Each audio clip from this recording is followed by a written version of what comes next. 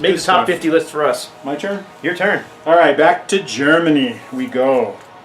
And oh no, the boys that love the controversial album covers, Scorpions. Scorpions had a huge hit with Blackout the year before, or 2 years prior.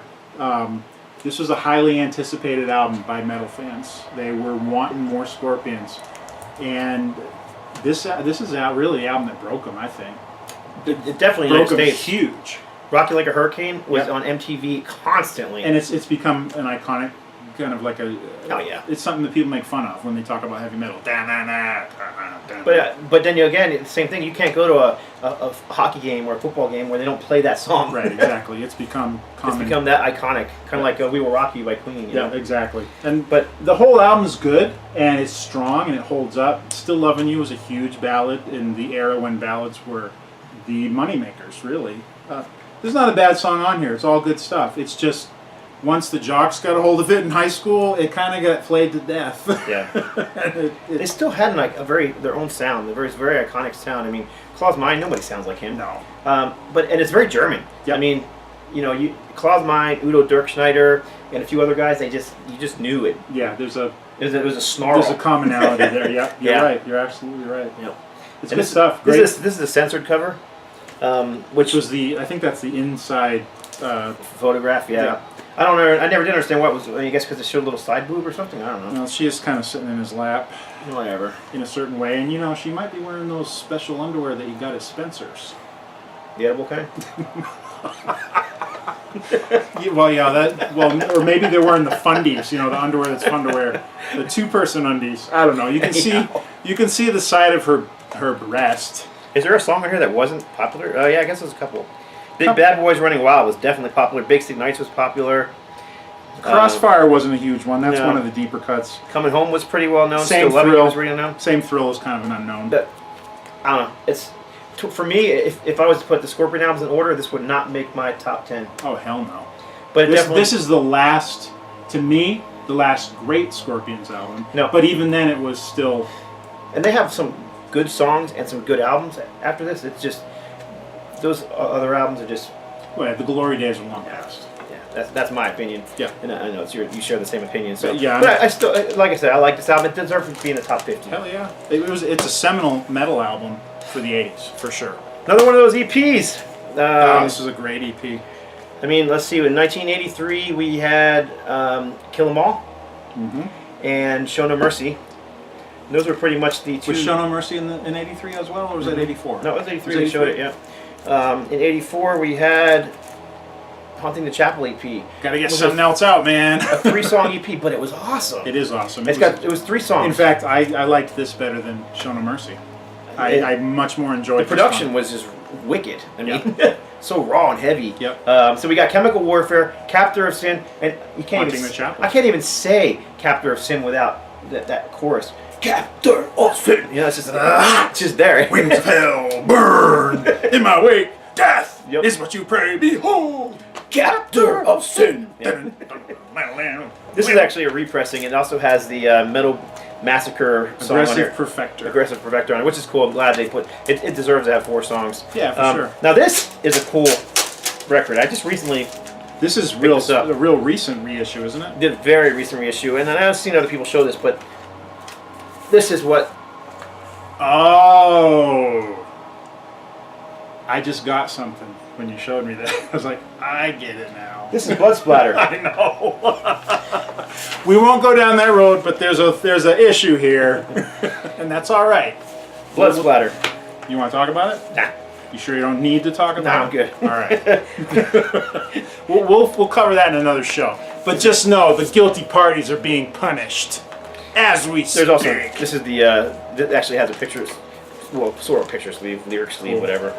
But yeah, great EP. Another one that's definitely worth being in the top 50 for that year. Slayer's not a band that I listen to very often, but when I'm in the mood for them, nothing else really will do. This first 2 albums and this EP and the live EP that's not really live. Oh, Live Undead? Yeah. That was the album that got me into them. Oh, they're awesome. I didn't want anything to do with Slayer. Again, they had the big Satan in your face. Evil. Yeah. And then it never failed. A friend would have it. He'd be playing it. I didn't know what it was. Like, what is this? This is cool. Oh, it's Slayer. I don't want to listen to Slayer. Yeah, I know. I'm a freak. Whatever. Oh, this next album is... Oh, yeah. They always say that live albums are the end of an era for a band. This most definitely. And this is definitely... Speaking of new wave of British heavy metal, and a band we've actually mentioned a few times already. Yep. Raven. Raven. Live at the Inferno! Live at the Inferno! Exactly. You gotta get that little phlegm in the back of your throat so you sound like John. And almost lose your voice. Yeah. Oh my gosh, this is an awesome live album. It is. It so sums up those first 3 albums and that whole new wave of British heavy metal. Nobody sounded like them. And I mean, how ballsy is it for a new wave of British heavy metal band? Pretty small time still. Double album on Megaforce. Who did that at that point? At this point, they had already signed with Atlantic, and this was their finish it all with Neat Records. Awesome. So awesome, and this one's actually on Megaforce, so this is the American one. American pressing, yeah. I interviewed John Gallagher in '87 when I was in college in upstate New York at Cortland State University, and we were talking about this record. And the one question I had for him, I was just like, John, what the hell is Igarbo? What does that stand for? IGARBO. There's a bass solo on here. Then it's the initials IGARBO. What the hell is that? Do you know? I think you told me, but I can't remember. I should know since they're my favorite bands. He's got a wicked thick English accent going on, and I'm sure it's a specialized area that I don't know about. But he goes, oh, it stands for I've got a rampant boner on. And I'm like, that is so awesome. It's the best bass solo title ever. Best title ever, period. Jeez. I've got a rampant boner on. I never would have friggin' figured that one out. Yeah. Is that a gatefold? Yeah, there's. It is. I think there's a photo on the inside. I think it's a. Is it a collage maybe? The thing was kind of. I had the shirt too. I had the shirt of this, and I wore it to death. Yeah. Oh, yeah, it's got the live. That right there. That's what I remember. Explosion. I've seen Raven live, and they were just incredible back in the 80s. Awesome. And they did. Their sound changed. Way changed after this. Yep. Even Stay Hard, which was still very good, but like we were talking about earlier with the production, all of a sudden they took the songs that... And they know it. And they cleaned them up too much. And they even did a song from the first album. They redid... Hard Ride. Yeah. And it was just, what happened here? What happened to Hard Ride, man? That song was brutal. Right, and all of a sudden it was you lost something, and it was because... And the thing that was cool about Raven, and I still respect them to this day, is they knew it. They knew they fucked up. And they knew that they had bowed to the pressure. Which is why they came out with the... They came out with the EP, and it was mad. It was back to Raven, the Raven. Because they were pissed off. Yeah. They were pissed. They were pissed at themselves, I think, for falling for it. Part of it, and I've read interviews with them, and I've actually had discussions on Facebook with John Gallagher, and what he basically says is they did cave into the label pressure, but the label promised them certain things. Right. Where you need to do this, this, this, and this, and when you do these things, we're going to do this for you. And none of that stuff happened. So basically, they did what they didn't really want to do for label pressure, and then the label threw it to the side anyhow. Which alienated much of their fan base. Yeah, their core base. Yeah, like, we love you guys. What the hell are you doing? Right, the core fan base, because the label promised them this whole new fan base, which wasn't there for them. Because it never came. No, and I think I didn't even buy those 2 albums when they came out. It's like the Live at the Inferno was the last one I bought, and I remember when Pack Is Back came out, and it's like, what the hell? I bought Stay Hard, and I thought, man, it's the it's just, which one was first, Pack Is Back or Stay Hard? Stay Hard. It was? Okay. Well, one of the 2. And then Pack Is Back came out, like, oh, what is this? Why do we got horns in here? And why are we doing Spencer Davis covers? And anyhow, it's a great song, but I don't know, Raven doing it. I don't know. It's just weird. I mean, they did a Sweet cover and they rocked it, right? Oh yeah, they did a couple Sweet covers. They did Hellraiser and they did Action. They kicked ass on them. All right, this next one, another EP. And this is actually, there's more than one pressing. I think this is the second pressing. This is the more common pressing of this one. And is that mine or yours? This is mine. Yours. Okay. And this is Saint. Warriors of the Sun. Warriors of the Sun. Which has been re-recorded, what, twice since then? It's been re-recorded. And I still like this one, again, with the production. Yeah. Saint is one of the few bands in the Christian metal realm that their stuff always held up. They had they were kind of Judas Priest clones at first. Yeah, that's what everybody said, and I get that. It was Josh similar Kramer's enough. Voice. It was similar enough. Yeah, but it was decent because they did what Judas Priest did. They did a similar formula, I guess is what you should say. But I mean, and I'm so tired of people say, formula. all these bands are just clones. How many, every freaking band gets called, Aerosmith was called a Rolling Stones clone. Queen too, which is odd. I don't get that one. Cinderella was called an Aerosmith clone. I mean, you know what I mean? It's just, Guns N' Roses was called an Aerosmith clone at first. People have their influences, I get it. Yeah, exactly. And I mean, then you have other people that sound exactly like certain other singers, unabashedly, and, they deserve it. I won't name any names. Look at the pictures in the back, though, man. These guys are young. I mean, there's no epic mustaches because they weren't even old enough to grow epic mustaches. Damn, look at their babies in this Yeah, look shot, at Richard Lynch, man. Remember Richard? Look how young he is. Anyhow, these guys are also, these guys, especially Josh Kramer. They're still putting out stuff. Yeah, Josh Kramer, he's actually a buddy of mine. He became a buddy of mine years later. You guys did shows with him, or did no, Ultimatum did. That was the we year did a show with him. And matter of fact, the Tychus 2.0 did. Matter of fact, Ultimatum guitarist Robert Gutierrez filled on a guitar for one show for these guys. Oh, did he? Yeah, because they needed a second guitar player. They couldn't get the second guitar player for Up From the Ashes 2, and Robert filled in for this. He only played rhythm, didn't play any lead, just played rhythm for him. Up From the Ashes 2 is the one I missed. I didn't go. Anyhow, very good, straightforward, heavy metal, galloping riffs. Yep, Saint's a good heavy rhythm section, and very Priest-esh vocals. Yep, very. Very good album. Worth picking up. Even if you're like really against like the Striper-ish rock for the rock, the lyrics aren't like that. No, they're not. Saint is a different animal than Striper was. Just listen to the names of the songs. You got Plan 2, Legions of the Dead, Abyss, Warriors of the Sun, Vicars of Fate, and Time's Wasting. Yeah, I mean, it just doesn't sound the same as like a lot of the pop metal bands are doing. And so no, I mean Striper was heavy sounding. They had the real upfront lyrics, but they still had the more commercial edge. These guys were metal. Yeah, they really were metal for sure. Yep. You're up. Oh, yeah, another EP. Great EP. I love this one. I don't have this one. You don't? No, I have it on CD. I have it on CD also. Love this when it came out. Obsession, Martial Law.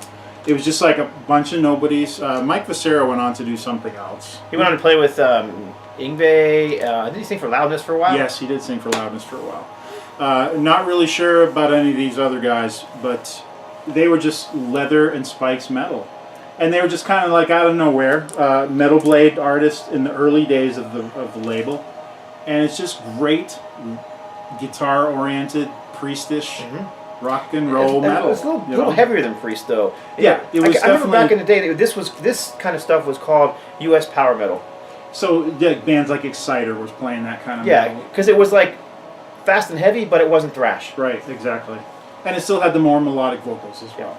They still were in the heavy metal camp. They hadn't quite crossed over. These are like this is like long, the mid period. Yeah. And this is long before the whole European flowery power metal stuff with the that's totally Dungeons and Dragons keyboards, all that kind of stuff. Yeah, what power metal was back then, it was just had emphasis on heavy guitars. Yes, you could put this with like Metal Church, Heretic, again, Exciter. Yeah, Exciter. That kind of stuff. That kind of stuff, yeah.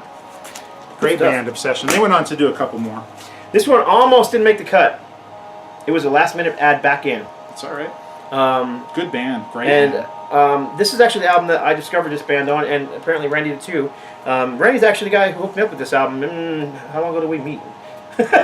It's 15 years. 2002. We've known each other for, almost 15 years. Yeah. So back in the day, man, we both started collecting records. When he started collecting records again, he picked up a copy of this for me and for himself. This is Mama's Boys. Yeah. Now, new wave of British heavy metal sounding. They're obviously not a UK band. They're an Irish band. Right.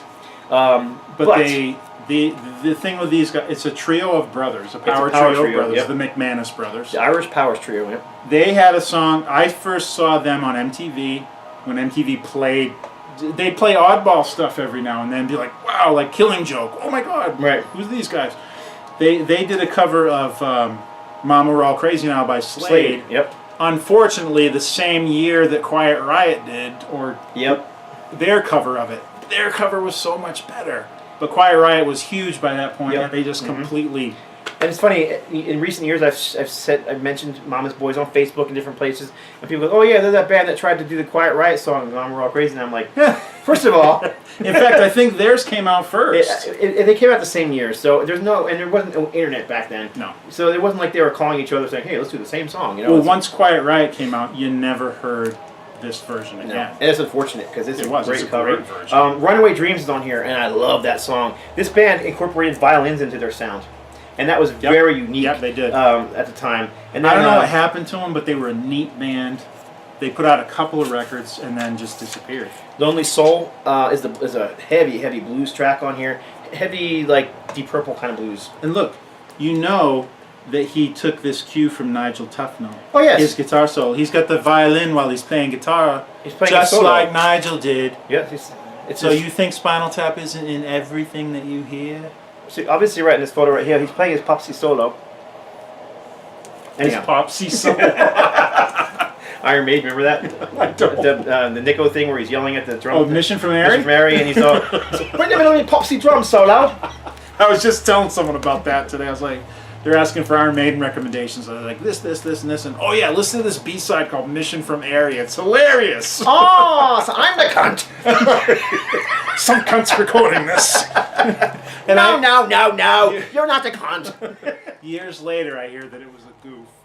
That Bruce Dickinson kind of set the whole thing up. Oh, really? It wasn't. I guess was it for real? Yeah. Well, it's funny. Well, no. Bruce he knew he was recording it. Oh. And he kind of made the whole. He got the whole thing. He got the whole thing wound up. So Nico probably didn't know about it. But and right at the end of it, oh, that's recording this. Anyhow, we got totally off. Woo! Went off track there. Anyhow, Mama's Boys. This was their fourth album. I can't remember which one it is now. They had a couple like the Wasn't early. This the first one? No, like the early independent new wave British heavy metal bands. They were self-releasing things. They had an album called Plug It In that came out on a small indie label. Then got picked up by another indie label with a different cover. The only ones I remember, this one, they had one called Crazy EP. And was there one where like there was a girl draped across a throne or something? Yes, that came out after this one. Okay. They put out 2 or 3 after this, but after this they started getting more commercial in their sound and looking for the hits, singles. And I can understand it. They were trying to make a living at it, but and they were pretty young. And there just wasn't as raw as this and back. Yeah. So anyhow, good stuff. Really good stuff. Top 50, 1984. Mama's Boys, Irish Power Trio. Yeah, no doubt. Irish Power Trio with violin. All right. This album, I don't know, when I bought this I felt like I was all like cutting edge. I was into imports, but it's like, wow, these guys are really imports. Loudness. Disillusion, album number 4. And most of the well, actually I think this one was in English, but there was a German version, a Japanese version. Yeah, there's 2 versions of it. I can't remember which was which, but all I remember hearing was Akira Takasaki is the Japanese Eddie Van Halen, and you got to hear Exploder. It's just like Eruption. Well, yeah, it kind of is, but this is it's exotic. It's an exotic metal album because they're Japanese guys playing heavy metal, and they weren't really trying to be American yet. Nah. They did that later, and they kind of lost that special thing that they had. But this was kind of the last album where they still were a bunch of Japanese guys playing heavy metal. To me, I always describe this album and back, they were a Japanese band playing Judas Priest. Kinda. Yeah. But there's a little bit of Maiden thrown in there too. Yeah. 70s Priest though, not like Yeah, exactly. Great album. I don't think there's a song in here I don't like. Crazy Doctor, great song. Esper is a real kind of a ball buster. Butterfly is a kind of their attempt at an odd kind of ballad. It's just a good one. Exploder, like I said, it's a massive guitar solo where some of the first 8-finger tapping stuff is going on, like long before it became common. Great stuff. I always like the cover on that one too. Yeah, it's just kind of like a painting. It is, and you got the Warrior. That's very metal to begin with, but there's something ominous about it. It's got these splotches of red, and it looks like blood. And on the back, they're green. And it's just. It looks like some kind of Japanese artist of a samurai. I don't know. It just makes it a very classy looking album. And their first 3 were a little bit goofy, with the devil child soldier guy. He kept coming out of an egg, and then So this one was a whole lot different. It harkened back to it, but it just had a little more. Maybe that's the guy who killed the devil child. supports the Devil Child, and he like left hell and became a samurai. All right, this next band released 2 albums the same year. Oh, my favorite. Randy wanted one, I wanted the other, so we're just going to show them both. He's using "wanted" in a very broad definition. I'll just leave it. Let him say that. Well, he only really likes one song by them, and this is it. But my favorite album by this band, MANOWAR, Hail to England. First of all, that is such a metal cover. Absolutely love that cover. It's not quite as metal as the Greasy. Never mind. Hail, I'll leave him alone. Hail to England. This is the one that has the black arrows of death, right? Hail. Yes. May each note I now play be a black arrow of death to all those who play false metal. It's a bass solo. It's just crazy. Hey Joey, where are my pills, man? I love this record. I just saw some friggin' quote that he made the other day. It was something stupid about the mafia or something. If you want to talk about like satanic lyrics, like when you talk about like bands like Merciful Fate, we said Slayer. This album they totally do. This one here, you got Black Arrows and Bridge of Death. I mean, and it's like what? It's almost like. I remember hearing a story that I think Merciful Fate toured with MANOWAR, and King Diamond was so offended by them that he put some kind of curse on them or something. I mean, it's just almost comical. Because they weren't into Satanism. They were not even close to that crap. And no, it was all metal! Right. You know? So metal or die. And I think King Diamond was literally offended by it. Well, I mean, he was into it. Because he was, it was his religion, really. Right. But anyhow, I love this record. This is my favorite MANOWAR record. And Randy has... All right, this is not my favorite MANOWAR album. It just has the only song you like by MANOWAR. Yes, Sign of the Hammer. Sign of the Hammer came out in '84. And the song I dug was All Men Play on 10. It was the first time I heard them. I'd heard of them. This was before me giving them the chances that I gave them. I heard this one. It's goofy enough that I really dug it. All Men Play on 10. All right, that's cool. It's a good metal anthem. Again, but now we can talk about Spinal Tap again, because they play on 10, but MANOWAR plays on 11. Spinal Tap plays on 11, right. So yeah. MANOWAR almost made it. Yeah. So I've got the 12-inch here for... and that's cool. I didn't have that. Yeah. The 12-inch of All Men Play on 10 with this B-side is Mountains. I don't even think I know another song. Oh, come on. You can't not like a song called Thunder Pick. I thought it said Thunder Prick at first. I'll have to listen to that one.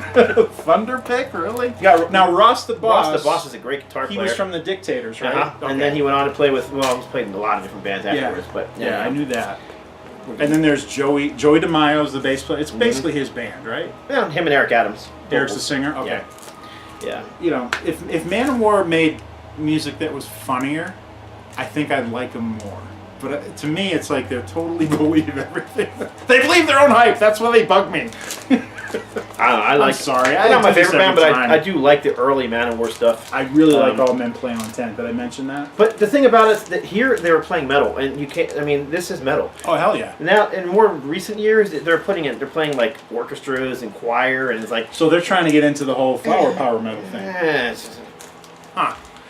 And they are more popular in Europe than here. So. True. I got to bust myself here too. I was supposed to listen to Into Glory Ride because it was one of the '83 albums that we did, and I had to admit I'd never heard that particular one. I'd heard battle hymns, I'd heard All Hail to England, I'd heard Kings of Metal, Kings of the World, whatever it's called. But I'd never heard Into Glory Ride, and I was supposed to listen to it before we got back together, which is like 6 months ago now. It feels like. Been a while. And I blew it. I forgot. I found a copy. I just never listened to it. So again, I'll put the same thing out there, and I'll give that one another shot. Okay, but this is it for MANOWAR. I'm not giving them any other chances. I'm only doing it for you. Alright, this next band is a total mystery to me. Now this is, I'll be honest, this is a recent discovery for me, but I like it so much I had to include it on this list. This is a German band. This is Mad AXEMAN, and this is only full-length album they ever released. The same year that this single or 12-inch EP, whatever you want to call it, was released, and the single was Hellraiser, which of course is... No, it's not. Yes, it is. It's the Sweet song? Yep, look who wrote it. Chapman and Chin, I don't know who they are. Yep, those are the guys who wrote most of their early Sweet stuff. Oh, I didn't recognize those names as being sweet. Yep. I was going to say, oh, cool, Sweet song, but then the album, that is a Sweet the names song. didn't sound the same. Well, that's cool. Great song. Now I want to hear it. Yeah, it's great. It's really good. And the vocals, again, they got this kind of, I don't want to say he sounds like Udo or Klaus Meine, but he has that German snarl. That's one of the things I liked about him, but they're also really heavy, and they look goofy. I mean... And this is 84? This is 84. Huh. And they obviously got the priest thing going on. I mean, look at the pictures. Yeah, and the guy's got the striped jeans on. Yeah. And look at the singer. Oh, totally. He's got the London leather boy look going. I mean, but I honestly, I just found out about this year. No a guy named Rui Martins. Rui from Portugal sent me this. Rui. And I love it. And they're one of his favorite bands. I had just never given him a chance. And Matt Axeman, I don't know if they're paying, tipping the hat to Michael Schenker or not. But. I wouldn't doubt it. I wouldn't doubt it because you've got that guitar sound on here too. And then it's on the Mausoleum label. Which was kind of a lesser known metal label. This one, and it's very highly collectible these days. Anything on that label. I remember but they were a Belgian label, right? As I believe. So. I'm trying to think of who else was on them. There was a ton of stuff. Like we'll get off on rabbit trails if I try to remember that. But and the singer's name, Uli. Is it really? Yep. Uli Dreyer. Yep. Yeah. But it's Uli with 2 L's. So maybe is it? Maybe they should put an umlaut over the L. I don't know. But anyhow, I like this band. Thank you, Rui, for hooking me up with that. All right. Here's a band. I love this band, and I love them because I discovered them via their demo. Bay Area metal prior to Metallica totally changing the game, but just prior, because I think they got lost in the mix. LAAZ ROCKIT, this is their debut album, City's Gonna Burn. Yep. It's got 2 of the songs that were on the, what was the name of the demo? I'm trying to think of it as you were saying it. I can picture it in my head, but I can't remember right here. Here, hold this. Anyhow, well, I think one of the things that hurt this band a little bit. Here we go. Prelude to Death. That's it. And it came out, I think, the year prior. That was one of the covers. There's another cover. There were 2 versions of the demo. This is the one I knew. My buddy Bill Burnett had this on cassette, and we used to listen to it all the time, and I just loved it. So, let me know if you agree with this. Do you think that their name hurt them a little bit? Because their name sounds so pop metalish. Yeah, I mean, they chose to spell it Rockit, R-O-C-K-I-T, like rock it. Yeah. I think they would have done better with just spelling Rockit the way it was supposed to be spelled. Yeah. But they were coming from the earlier school of metal. They were still old school. They were very Priest. Mm-hmm. And they weren't poppy at all. Not at all. They're very much like a power metal. Power metal. Yeah. Again, like the Metal Church or the Hyrax. I mean, Hyrax, the Heretic. I mean. There's the Prelude to Death, staring down into the valley.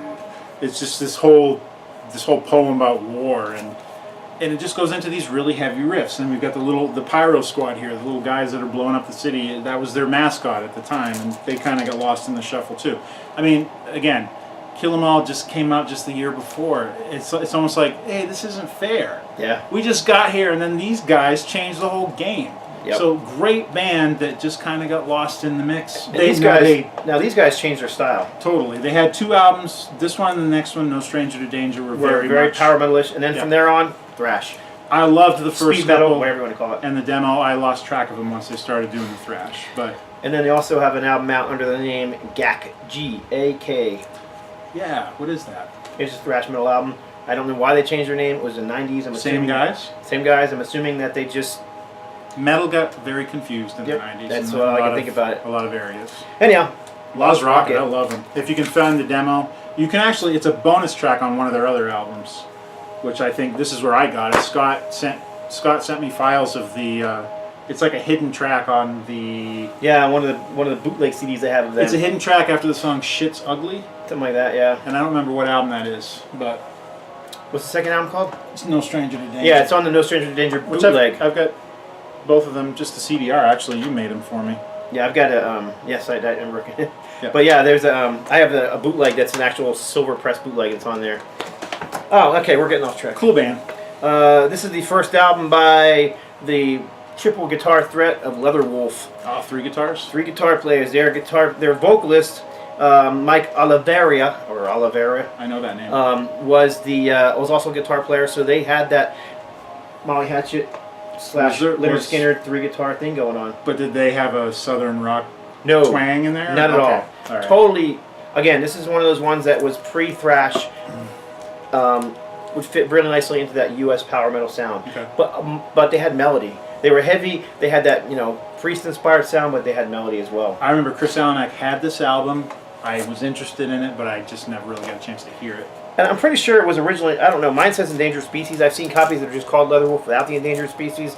So, and this is a re-release on Heavy Metal America. But it is the debut. But it is a debut, and it was originally just called Leatherwolf. They didn't have the, I think Endangered Species was added on later pressings. It looks and like this is a later pressing. Looks like the coloring was changed too. This is an 85 pressing on Heavy Metal America. Okay. So, anyhow, Leatherwolf. And they went on to make a few more albums. Quite a few more albums. Okay. They made they made 2 more albums in the 80s. Then they kind of jacked around a little bit. They did a reunion record and with a different singer, and then they re-recorded. They re-recorded that they recorded that album with the original singer. Anyhow, where's the band from originally? I can't remember. I don't know why I'm thinking California, but I could be wrong.